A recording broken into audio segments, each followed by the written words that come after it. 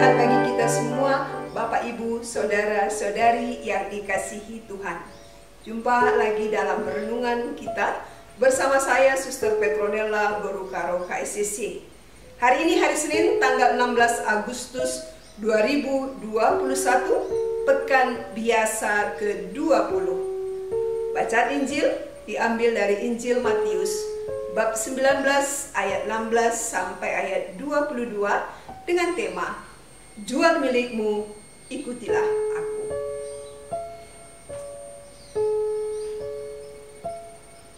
Ada seorang datang kepada Yesus dan berkata, "Guru, perbuatan baik apakah yang harus kuperbuat untuk memperoleh hidup yang kekal?" Jawab Yesus, "Apakah sebabnya engkau bertanya kepadaku tentang apa yang baik? Hanya satu yang baik.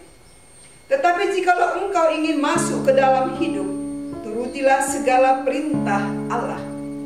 Kata orang itu kepadanya, "Perintah yang mana?"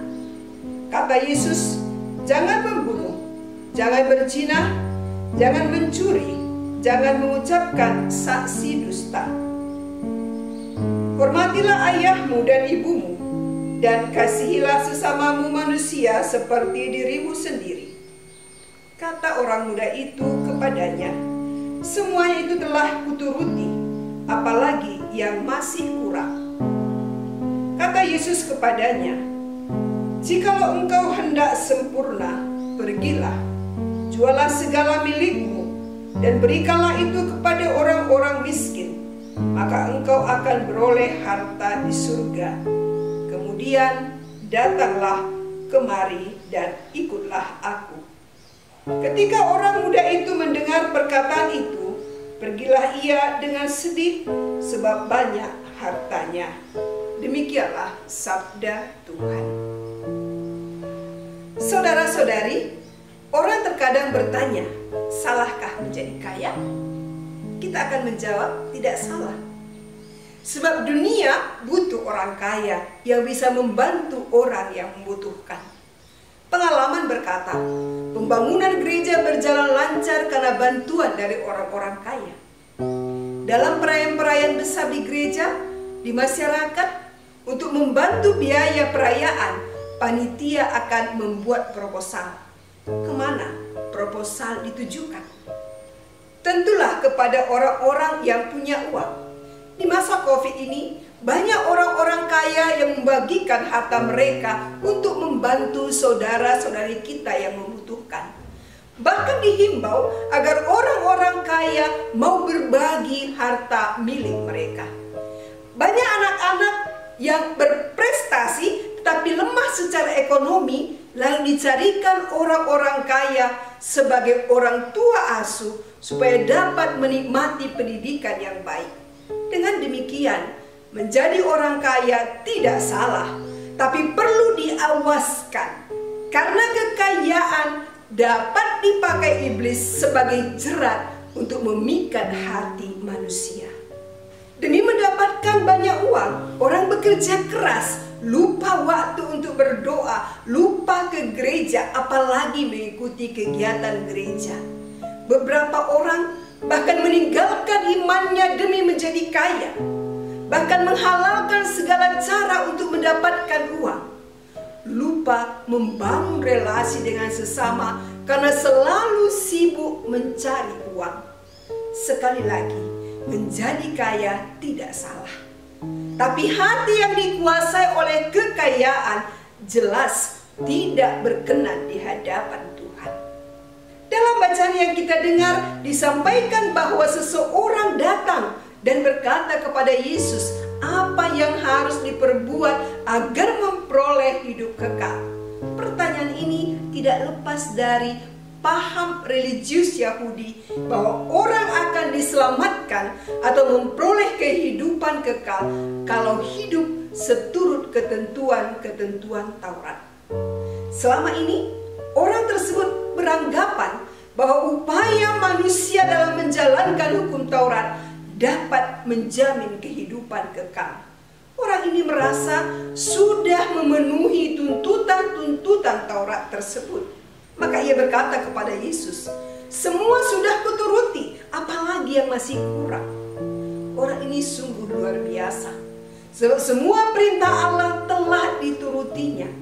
Namun disayangkan, ia kurang memahami bahwa hukum Taurat tidak menyelamatkan, tapi hanya membuat seseorang menjadi pribadi yang lebih baik.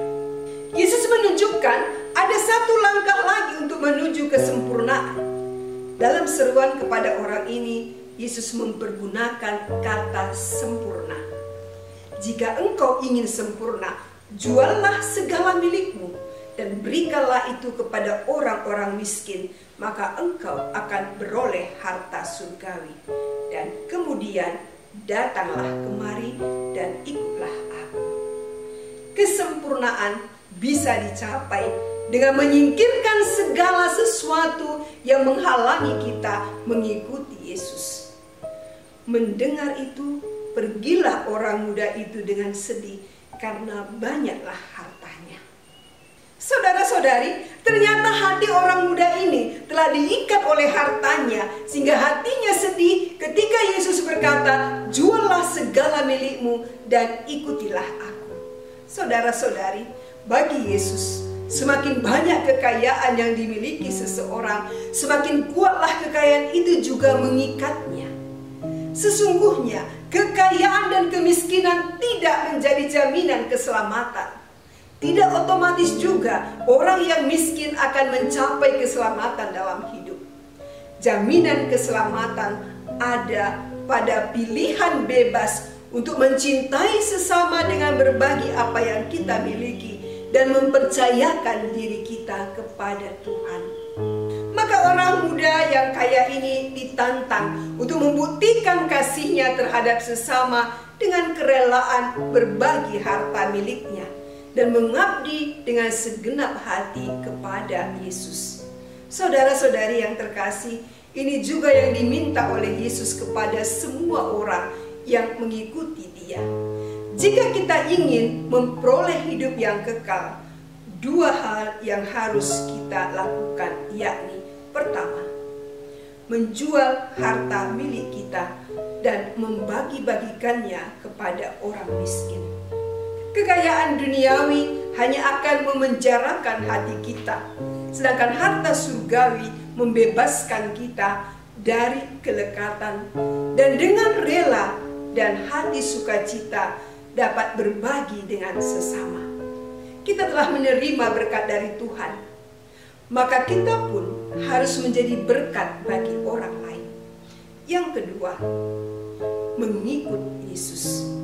Mengikut Yesus berarti mengabdi dan menyerahkan seluruh hidup kita kepada Allah dan kerajaan-Nya. Maka mari kita melepaskan segala sesuatu yang menghalangi kita untuk mencintai sesama dengan apa yang kita miliki. Dan mari mengikuti Yesus dengan segenap hati kita. Tuhan memberkati.